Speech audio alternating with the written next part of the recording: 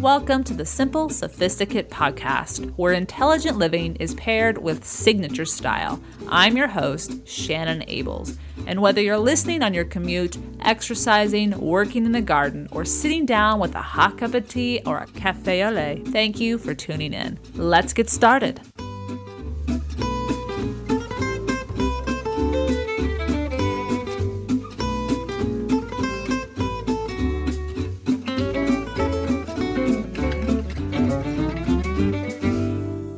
Welcome to the 146th episode of The Simple Sophisticate.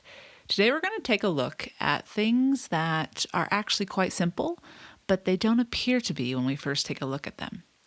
But before I dive into those, today's petit plaisir is a television series that debuted just this past year in the UK and then in the United States this past January. And, well, it's great. And if you're a history buff, if you are curious about, well, I won't give too much away. Stay tuned at the end of today's episode and I'll tell you what I am talking about. I have a feeling you'll be fascinated with this series. But now let's get to today's topic. We're going to talk about 11 worthwhile life skills that are easier than they appear. Phew!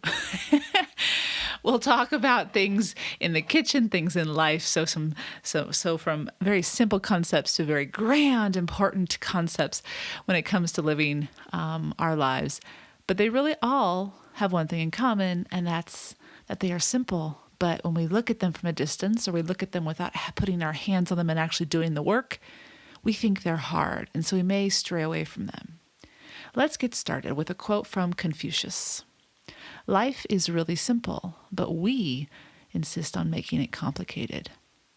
Having never experienced a particular event, feeling, or sensation, it can be hard to trust that attaining what we have marked as our goal as something other than difficult to achieve. After all, if it were easy, we would have experienced it by now. But what has lacked in the past is the proper recipe. And that's what we're going to talk about today. What I mean by proper recipe is if we are trying, say, for example, to make mayonnaise, which requires few but very specific, simple ingredients. 1 large egg yolk, 2 teaspoons lemon juice, 1 teaspoon Dijon mustard, 1/4 teaspoon kosher salt, 1 teaspoon cold water, and 3/4 cup neutral oil such as canola. But if we pull out a recipe for vinaigrette thinking that we're going to be making mayo with that recipe for vinaigrette, no matter how hard or long we whisk the ingredients, we will never make mayonnaise.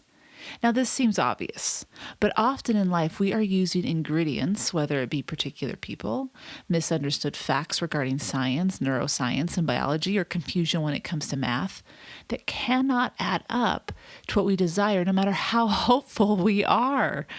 But when we do finally have the proper ingredients, in other words, quality ingredients, and stop trying to force an apple to become an orange, the results we desire materialize without involving much effort.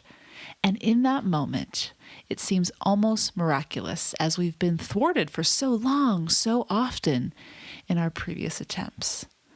But in reality, that particular task would have been simple from the get-go had we had the right recipe and the proper ingredients. Today, I've made a list of 11 life skills I have found to be far easier than I had once thought. Perhaps you have a few others that you would like to add to this list after you hear what we're going to talk about today. So please feel free to share and help us all out in the comments. Let's get right into this. Number 1, boiling the perfect egg. Last Sunday, I made my first niçoise salad. And of course, boiled eggs are a quintessential ingredient. Wanting a boiled egg in which the white was solid but moist and the yolk was runny, I looked to no one else but Julia Child. On page 118 in her iconic Mastering the Art of French Cooking, the recipe for an alternative to poached eggs, as I wanted to cook the eggs with the shell on, can be found to create the result I desired. Put simply, bring water to boil. Place eggs in the boiling water for 6 minutes. Pour out the hot water and run cold water over the eggs for 1 minute. It worked. I couldn't believe it. I could not believe how easy it was. The perfect boiled egg for salads, breakfast, or a midday snack. Number 1, boiling the perfect egg is actually easier than we think. Number 2, meditating. For years, I thought something was wrong with me for not being able to meditate. And I've talked about that before on this podcast and on the blog. I assumed errantly that I had to be able to sit without thinking for endless amounts of minutes, 20 to 30. I was wrong on both points. It's not about stopping your thoughts, but rather recognizing when they wander and being able to bring your mind back to the present. And secondly, longer doesn't mean better. 5 minutes is just fine. Simply observing and knowing your mind is wandering is a significant and successful meditation experience. I'll share with you a link to dive deeper into how to meditate and how simple it really is. But it really is that simple. Sit down, 5 minutes. Observe when your mind wanders, stop it, bring it back. Wanders again, stop it, bring it back. 5 minutes, boom, you're done. If nothing else, and this is how I started it, count to 4 or 6 as you take a deep breath in. Count to 4 or 6 as you take a deep breath out. And continue until your alarm goes off. There's a few apps that I recommend as well on that particular blog post that I use. But it is really that simple, and it will make a significant difference on the everyday quality of your life. Number 3, asking clarifying questions. Just ask why.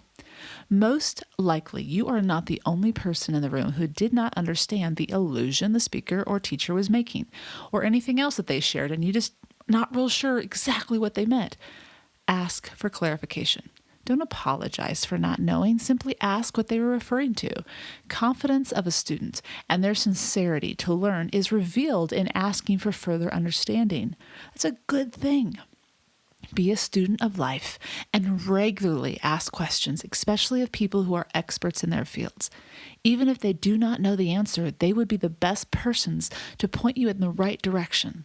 Often an expert takes for granted what the listener knows. It's not a negative thing. It's just a reality that when someone has worked with something for so long, or a particular idea or content, their perspective shifts and they forget what it's like to be the student. So simply ask, and no doubt others in the room will appreciate your courage. Number 4, letting go of what no longer supports the life you are building. Looking at the possibility of letting go of a way of life, a particular person, a job, or anything that you have become accustomed to is a thorny prospect. But the actual letting go and moving forward is easy. It's the decision of what to let go that takes time and careful examination. For when you finally let go, it cannot weigh you down, and you begin to feel a lightness that you could have never known prior to letting go. So number 4 is, believe it or not, letting go. The actual letting go is easier so that you can build the life that you're trying to cultivate. 5, welcoming love into your life. When we have been mistreated, taken advantage of, or been around insecure individuals and have been taught or observed errant assumptions about what love is, codependent, needy, clingy, formulaic, etc., we can understandably be cautious about believing genuine love truly exists. Genuine or real love is something that we have discussed multiple times on this podcast, and I'll provide a link to the post that we did at the top of this year, one of the favorites of listeners of all time. And we also talked about it in a detailed blog post a few years ago, and I'll share those links. But the good news is that real love does exist. And when you're ready and able to recognize it, so you know what it is, you can define it, you can see it, you know what it will look like and feel like. Even if you don't believe it when you see it or experience it. Welcoming that love into your life is easy. Put down the armor. Put down the cynical protections you've been using. Stop the mishigas thinking and let yourself be loved. Just be you. Stop assuming the worst. Stop thinking about anything that may thwart love's growth. And when you do that, love walks in. It's that easy to welcome love into your life. Number 6, broadening your vocabulary. Read. Read often. Read a little every day from any source that piques your interest. Look up one word a week that you run across and do not know. Listen to the diction being used in academic, political, historical films, newscasts, and productions. Be curious and read and watch and look up what you do not understand. The more precise your vocabulary, the better able you are to effectively communicate, and the more heightened your ability for having a high emotional intelligence. So number 6, broadening your vocabulary. Actually quite simple in any language. Number 7, backgammon. My favorite board game to play is backgammon. While I have always wanted to learn chess, I have yet to do so. Of this feat, though, I will accomplish. I am determined at some point in my life, but I have not done that yet. Anyway, back to backgammon. Since I was a young girl, backgammon was the game my father and I would play, and we still do when I return home for holidays. It's simple. You move all of your checkers to your home base and remove them before the other player does. Yes, there are other strategies and details to consider, but for a board game that looks fancy when it's displayed, it truly is quite simple. And I'll share a link to the rules of backgammon if you're curious about this game as well. Number 8, saving money for retirement. Set it and forget it. Set up an automatic pay reduction each month to be withdrawn from your paycheck. The sooner you do this in your career, the less you will pay no mind to the money that is not going into your checking account for the present moment. It's that simple. Number 9, practicing self-compassion. The patient is you, and the attending is you as well. Treat yourself the way you already treat those you care about. The love you are able to give outwardly becomes strengthened when you have been giving the same compassion to yourself regularly. I'll provide a link to episode 122, where we dive deep into the concept of self-compassion, what it means, how to do that. How do you give yourself that kindness and thoughtfulness? So I'll provide a link to that on today's show notes if you're interested. Number 10, improving your health and your skin. Yes, using particular moisturizers, sunscreen, and oils do indeed make a difference. But the cheapest and simplest way to improve your health, ridding your body of toxins, and enabling your skin to look radiant is to drink a glass of water before you go to bed. In between, make water your drink of choice. Hydrate, hydrate, hydrate. Last but not least, staying healthy and trim. It's less about your activity, believe it or not, as studies have recently shown, and more about the fuel you feed your body. However, physical exercise reduces stress and helps keep the mind balanced. There's absolutely a need for physical exercise. Don't think that that is something we shouldn't include in our life, but studies have shown with regards to weight and tending to our bodies, it really is about what we feed it, not about what we want to extract from it, which is an interesting way to look at it. Back to the eating component, though. Eat a well-balanced diet. Knowledge of what you eat and what those particular ingredients do is the key. Simply a calorie from fat is not the same thing as a calorie from a carb. They do different things in your body. As well, do not deprive yourself, and moderation. As far as exercise is concerned, simply walk 5 times a week, 20 to 40 minutes. Add some weight-bearing exercises 2 times a week, strength, Pilates, or yoga, and you have a well-balanced health regime. The takeaway I have discovered with regards to our topic today is often it is our approach that is thwarting the success, happiness, and contentment we seek from materializing. And why it's not working is that we're not better informed on how to actually attain what we seek. If we think it's hard to attain the 11 things we just talked about, it's because we didn't have the right recipe, and therefore we didn't have the right ingredients.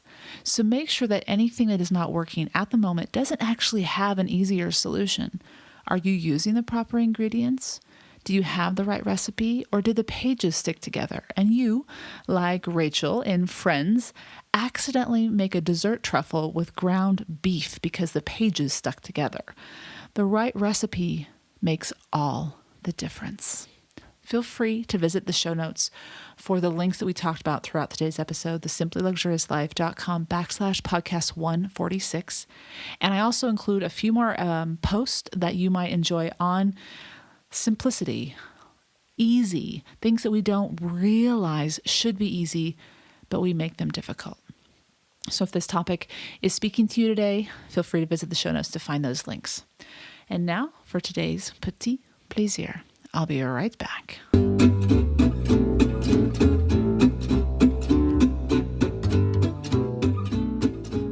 This week's petit plaisir is the first season of Victoria on PBS. Now, it first aired in the UK last year, and it got great reviews and high ratings as far as numbers and viewers are concerned. And so Masterpiece acquired it, and it debuted in January of 2017.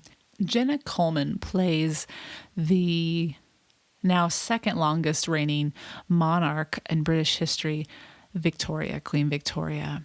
And she is, for me, the primary reason I am drawn to this drama. There are 8 episodes. It just wrapped up last weekend, and you can see the episodes on PBS right now. I've provided a link for you on today's show notes.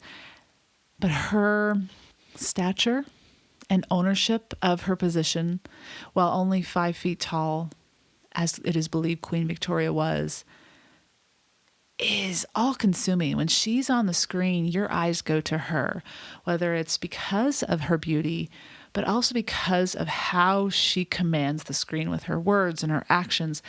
And that, hey, she gets to be Queen Victoria, who, as we know, was a revered monarch. Now, we also know that there were some turbulent times, but for the most part, she is a very highly regarded monarch in history. And in this first season, it is documenting or revealing to us her courtship with her soon-to-be husband, Albert, and the birth of their first child. That's when the series, the season wraps up. What I found fascinating was her independence. She was adamant she was not going to get married.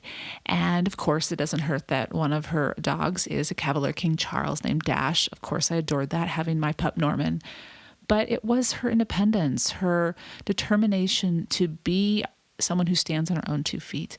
Now, Queen Victoria was an avid diarist. Starting at the age of 13, she became the monarch at age 18. She kept a diary until just a few days before her death at the age of 81. And they actually made these diaries public, and I'll provide a link to more information on that.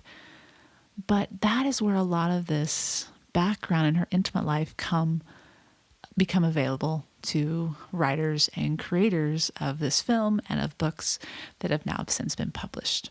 I'm going to have you listen to the trailer, and then if it interests you, take a look at a few of the episodes on PBS. There'll be clips and snips of scenes, but there'll also be full episodes that you can watch as well. Here is the trailer of Season 1, Victoria.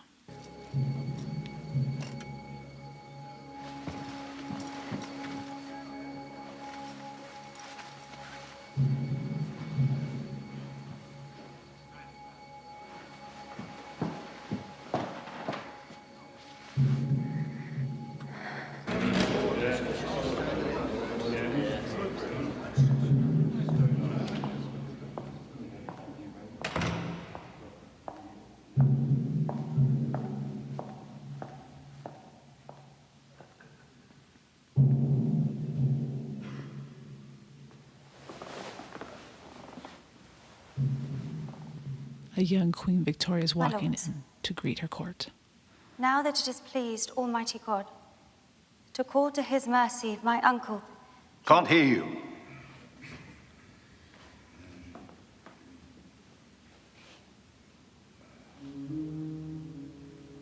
I know that I'm young. And some would say my sex puts me at a disadvantage. But I know my duty. And I assure you, I am ready for the great responsibility that lies before me.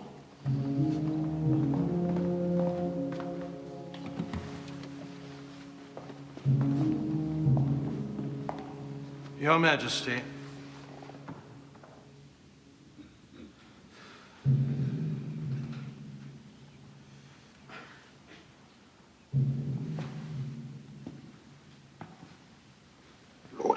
Lord Ilchester. Lord Howard? Your Majesty. Lord Howard. Your Majesty. Viscount Falkland. Viscount Falkland. Lord Shaftesbury. Your Majesty. Lord Fitzroy. I believe you know this one. Your Majesty. Uncle Cumberland. When will you be going to Hanover? I'm in no hurry. My first loyalty is to the British throne. I'm sure the people of Hanover will be sorry to hear that. I believe there's quite a crowd outside waiting to hear the proclamation. Perhaps now would be a good time to show yourself on the balcony.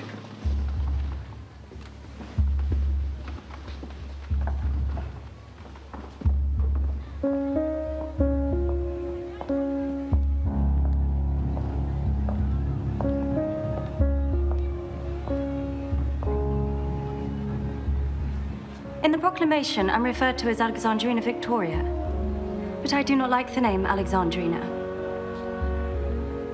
From now on, I wish to be called Victoria. Queen Victoria.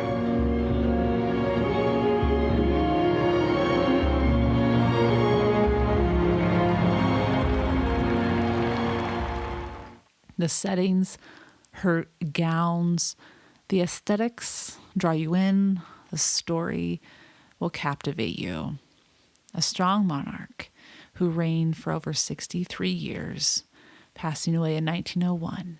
Victoria is now available on PBS. The episodes from season 1, 8 episodes. I think you'll enjoy it. I think if you enjoyed The Crown, I found this one even more intriguing because it was about her, not only her success, but her deep love for Prince Albert as well. I hope you've enjoyed this week's Petit Plaisir, where each week ideas are shared to make the everyday all the more enjoyable. Tune in at the end of each Monday's podcast where I'll recommend a book, a film, or a recipe. Anything that is a simple pleasure to satiate your sophisticated taste.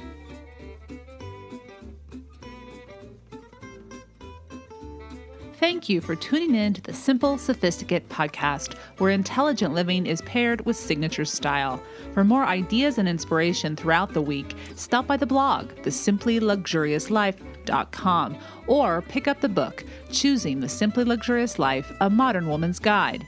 To stay caught up on the most recent podcasts, blog posts, and receive exclusive news as well as an extra dose of inspiration, subscribe to the Simply Luxurious Life's weekly newsletter, which arrives in your inbox each Friday to enjoy with a hot cup of tea or your morning coffee, just in time to jumpstart the weekend. Until next Monday, I'm your host, Shannon Ables. Bonne journée!